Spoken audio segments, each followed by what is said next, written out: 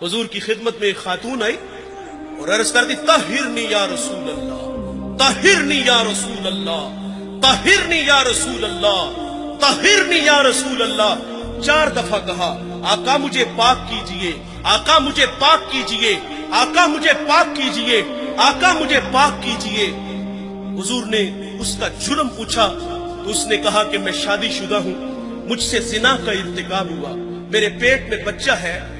اور یہ حضور سے جب اس نے عرض کیا تو حضور فرماتے ہیں یہ گناہ تو نے کیا ہے، اس کی سزا بھی تیرے لیے ہے، اس بچے کا کوئی قصور نہیں۔ حضور نے اس کو مہلت دی، اس نے بچے کو جنم دیا، پھر 2 سال اس کو دودھ پلایا۔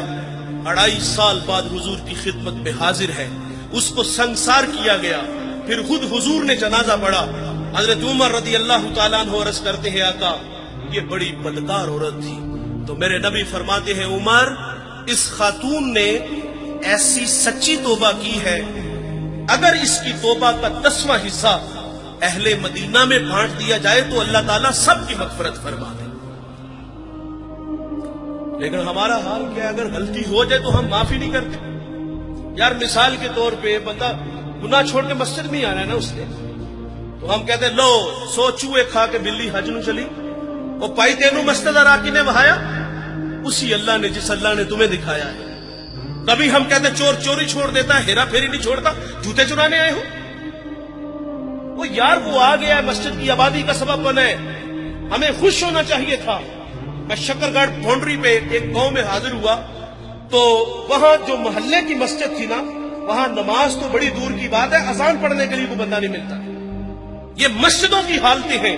اقبال جب اندلس گیا، قرطبہ مسجد جس کے 1400 ستون ہیں، اسے اجڑا دیکھا تو اقبال وہاں پھوٹ پھوٹ کے رویا تھا کہ رو رہی ہے آج ایک ٹوٹی ہوئی مینا اسے، کل تلک جس ساکی کے گردش میں پیمانے رہے، خیر تو ساکی سہی مگر پلائے گا کسے، اب نہ میں کش باقی رہے نہ میں خانے رہے۔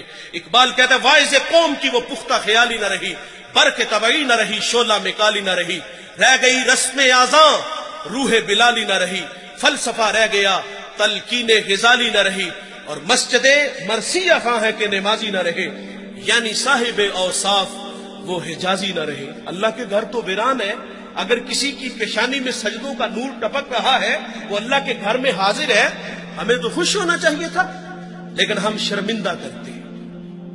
جب اللہ معاف کر دیتا ہے تو ہمیں بھی عادت ڈالنی چاہیے۔ علامہ سعدی لکھتے ہیں، شارح مسلم مفسر قرآن، ایک بوڑھے کا تذکرہ کرتے، وہ ہر سال حج کے لیے جاتا تھا۔ ایک دفعہ کسی نوجوان کو ان کے ساتھ جانے کا اتفاق ہوا، اللہ کے گھر میں پہنچے تو بوڑھے نے لبیک کہا، ہاتف سے آواز آئی لا لبیک، کہ بوڑھے تیرا کوئی حج نہیں۔ جو سال نوجوان تھا وہ چونک سا گیا، اس نے کہا بابا جی آواز نہیں سنی؟ تو کہا بیٹے یہ آواز میں 70 سال سے سن رہا ہوں۔ تو وہ جوان کہتا ہے کہ بابا جی آپ پھر بھی آتے ہو؟ اب کلیجہ پھٹنے لگا، رو کے کہا کہ بیٹے بتا اس در کے علاوہ کوئی اور در ہے جہاں جا کے میں دامن پھیلاؤں؟ بس اتنا کہنا تھا کہ رحمت خدا بندی جوش میں آئی۔